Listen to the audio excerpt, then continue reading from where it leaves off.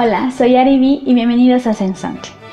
En este video les traigo una nueva sección titulada La historia detrás del libro. En esta sección vamos a hablar sobre la vida y obra de diferentes autores que han dejado su aportación a la literatura universal.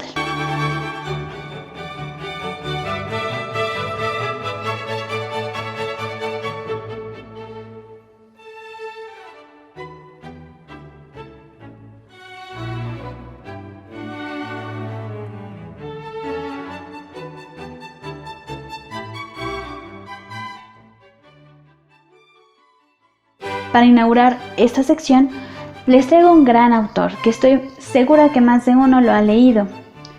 Su nombre es Federico García Lorca, dramaturgo, poeta español del siglo XX.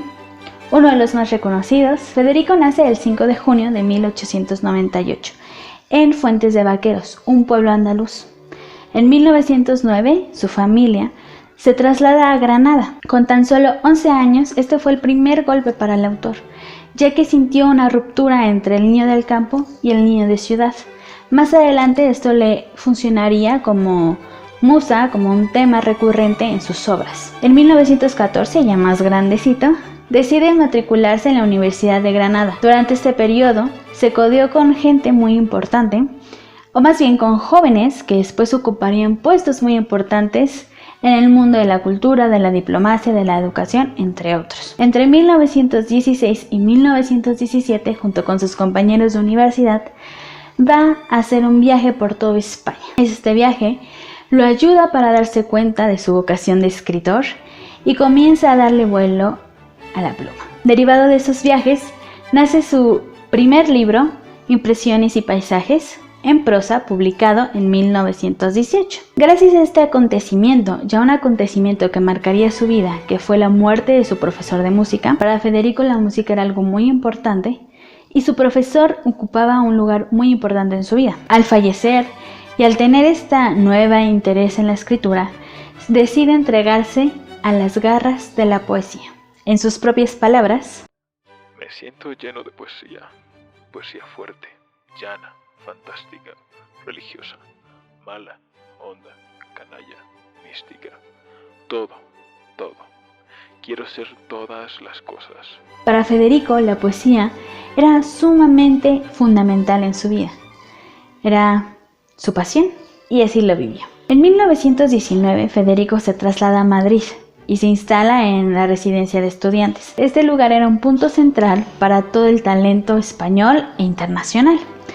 En este lugar, obviamente, hizo amistad con muchas personas importantes como Luis Buñuel, Salvador Dalí, Rafael Alberetti. Hay un dicho que dice: dime con quién te juntas y te diré quién eres, o algo así. Bueno, para Federico esto es realidad. Sus amistades que entabló a lo largo de su vida lo ayudaron para tener un crecimiento artístico. Por ejemplo, Manuel Falla lo ayudó a reconciliar las formas modernas con las formas populares de la estética. Salvador Dalí le enseñó la cultura de Cataluña. Y entre otros, sus amigos fueron una gran influencia para su voz artística. Y yo creo que también para su vida personal. Así que cada vez que ustedes elijan una amistad, vean si realmente es de provecho, si los va a alimentar el alma, como fue para Federico sus amistades. Durante este ambiente intelectual, que yo creo que todos hemos querido vivir un ambiente intelectual así, ¿no? Imagínense, hablar con Salvador, hablar con Luis Buñuel, el surrealismo, no sé, es algo muy interesante. Durante este ambiente, Federico le dio vuelo a la pluma, se dedicó a escribir poesía, y en 1920 lanza su libro El maleficio de la mariposa, y al año siguiente, libro de poemas. En estos poemas podemos encontrar temas políticos, religiosos, de fe y sobre todo de naturaleza y de una infancia perdida. Como les había mencionado, ese golpe de la mudanza, del traslado del campo a la ciudad, para Federico implicó un gran cambio y algo internamente, creo, en él se cuestionó muchas cosas y bueno, así fue. Entre 1924 y 1926 los poetas españoles rescataron y celebraron la vida y obra de uno de los grandes de la literatura española del siglo de oro, Luis de Góngora y Argote. Para los autores de ese momento fue una maravilla poder encontrar, rescatar todo ese arte. La celebración de su tricentenario de Góngora y el interés y admiración que sentían esos poetas desembocó en la unificación de un grupo de autores interesados en su obra y su vida. La generación 27 estaba conformada por Federico García Lorca, Rafael Alberti, Vicente Alexandri, Pedro Salinas, Jorge Guillén, Dámaso Alonso, Emilio Padros, Luis Cernuda y Manuel Altolaguirre. Para estos autores, el haber encontrado a Luis de Góngora significaba algo muy importante. Se habían reconciliado con el pasado, con esas grandes obras del siglo de oro. Y lo que hicieron fue emprender un viaje por España para divulgar la vida y obra de Góngora. En diciembre de 1927 en Sevilla, estos autores hacen declaraciones diciendo que su visión ha cambiado y que su arte será completamente diferente. Esto se debe obviamente a la influencia que recibieron de Luis de Góngora y de otros grandes autores, aunque claro está que su estandarte y su más grande líder era Góngora. En este tiempo, para Federico, su madurez artística había llegado. Había tenido éxito, era una persona que estaba aprendiendo y estaba madurando artísticamente, dando temas y toques importantes de su estética. Sin embargo, las cosas no siempre son miel sobre hojuelas. A la par del éxito que estaba teniendo, Federico empezó a tener una crisis depresiva. La crisis, según en sus propias palabras, más honda de su vida. Una inquietud por vivir, porque sentía que mañana le iban a arrebatar la vida. Federico García Lorca, en 1928, había publicado El Romancero. Este libro tenía temas sobre gitanos. Para él, desgraciadamente, este libro le trajo a la crítica una imagen equívoca sobre el poeta. La crítica empezó a relacionarlo con los gitanos y empezó a decir que era un poeta salvaje, o más bien simplemente a relacionarlos. El autor no quería eso. ¿Quién quiere ser encasillado? El autor decía y sostenía que Hay una mosca por aquí. El autor sostenía que el tema de los gitanos simplemente era eso, un tema, como hablar de las paredes, la tela, etc. Y que mañana podía escribir otro libro hablando de otro tema. Pero la crítica seguía ahí encasillándolo. Otra cosa que aumentó su crisis emocional es que estaba pasando por la separación del escultor Emilio Aldren. Me dicen ahí si está bien. Con el que tuvo un tórrido romance. Pero esto no detuvo a Federico para seguir escribiendo. Debemos recordar que los artistas muchas veces crean sus mejores obras en situaciones depresivas, en situaciones realmente tristes y fuertes para su vida. Y esto fue lo que hizo. Escribió 2 poemas, una llamada Nadadora sumergida y otro Suicidio en la Alejandría. Y estos 2 poemas tienen una nueva visión de Federico García Lorca. Un poco más emocional, un poco más ilógica, pero siempre después de la tormenta viene la calma, y eso fue lo que pasó para Federico. En 1929 viaja a Nueva York, a la Gran Manzana, y era la primera vez que nuestro autor salía de España, salía a descubrir el mundo. Para él fue un gran viaje donde cambió su visión del mundo y cambia su visión artística. Después de ese viaje se va a Cuba y según biógrafos dicen que se la pasó bombi, bailando ahí en toda la isla. A su regreso a España emprendió uno de los proyectos más importantes de su vida, La Barraca. La Barraca era un grupo universitario teatral que buscaba llevar el teatro al pueblo, pero el pueblo. Gente que no podía hacer un viaje a la ciudad, pues ellos iban y les llevaban estas grandes obras del siglo de oro. En 1933, en Argentina se estrenó su obra Bodas de Sangre, una de sus obras más representativas. Así que la encargada de la dirección le habló a Federico y le dijo: nene, que tu obra está siendo un gran éxito. No sé si hablan así los argentinos, perdón. Vente para acá. Entonces Federico se traslada a Buenos Aires en 1933. Dirige Bodas de Sangre, Mariana Pineda, La Zapatera Prodigiosa, entre otras. Para Federico, el éxito que había tenido en América Latina le había abierto la visión de su gran talento. Se dio cuenta que tenía más público además de España. Se dio cuenta que se podía vivir del teatro y que podía ser dramaturgo toda su vida. Alcanzó una independencia económica. Así que cuando regresó a España en 1934, sin saberlo le quedaban 2 años de vida, pero estos 2 años de vida los aprovechó al máximo. Se dedicó al teatro, se dedicó a escribir más obras como Yerma, Doña Rosita la soltera, La casa de Bernarda Alba, entre otras. Se dedicó a crear nuevos proyectos culturales para que la gente conociera más el teatro.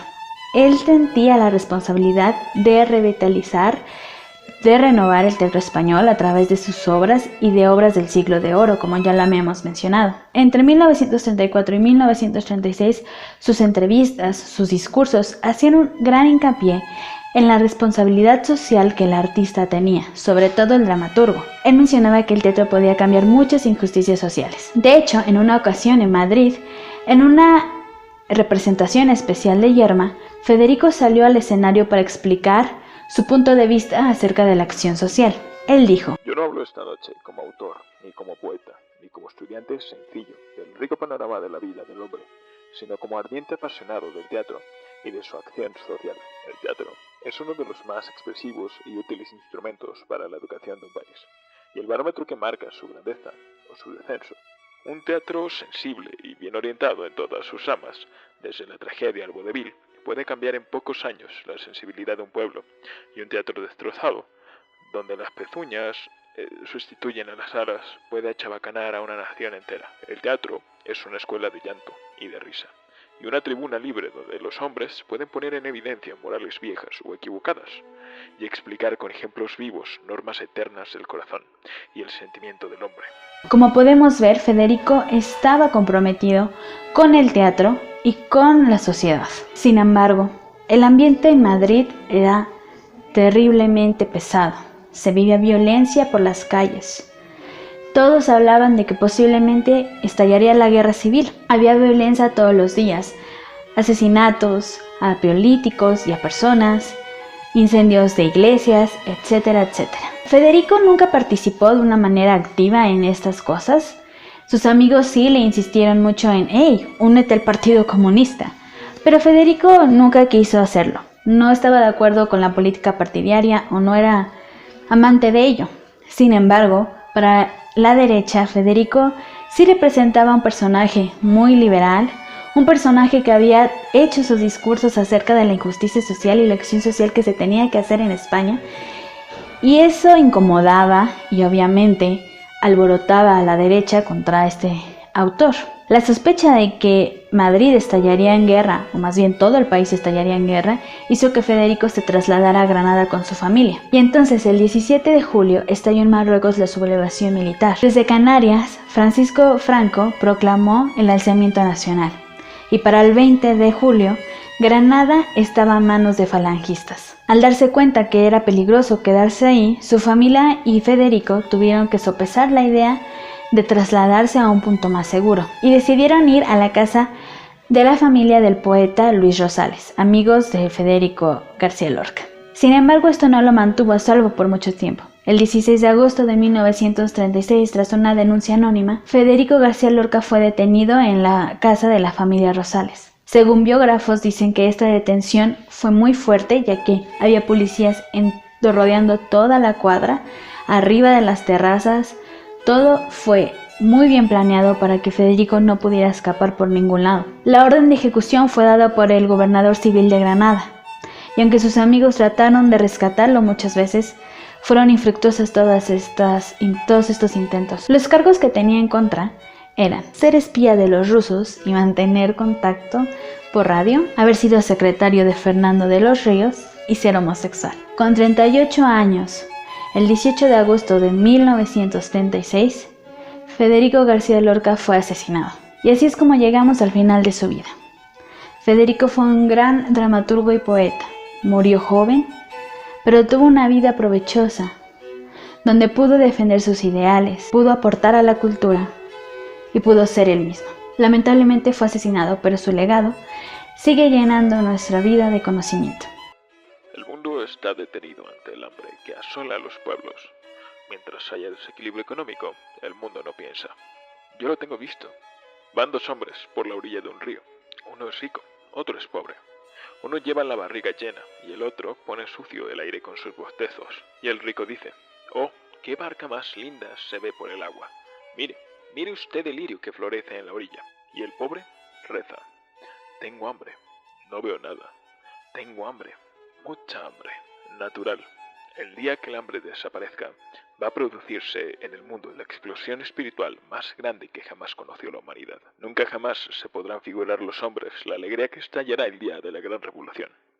¿Verdad que te estoy hablando en socialista puro? Espero que les haya gustado. Esta sección es para humanizar más a esos personajes, porque muchas veces solemos verlos como gente muy creativa, gente muy especial, y pensamos que no pasaron por circunstancias difíciles, o pensamos que su vida fue tan trágica, o pensamos tantas cosas, y no los vemos como humanos, como tú y como yo, que sufren, que aman, que ríen, etcétera, etcétera. Como podemos ver, para Federico, pequeños detalles fueron formando su visión artística y su visión de la vida. Algo que a mí me impresiona y que me encanta saber de Federico es que fue un ser que se dedicó, por lo menos los últimos 2 años de su vida, a llevar el arte a todas las personas, porque él deseaba que el arte español viviera, fuera para todos, porque de ahí se basa el teatro. Entonces me encanta eso. Espero que a ustedes también les haya gustado y hayan aprendido un poquito de Federico y que les haya dejado algún aprendizaje. Esto ha sido todo por el video de hoy. Espero que como dije, les haya gustado y que no los haya aburrido mucho. Voy a aprender más a narrar las biografías para que ustedes no se aburran. Si te gustó, por favor dale like, comenta de qué otro autor quisieras que habláramos o comenta lo que quieras. No insultos. Y por favor comparte y suscríbete, no te olvides, y sígueme en mis redes sociales, que por el momento solamente tengo Instagram. Nos vemos. Chau.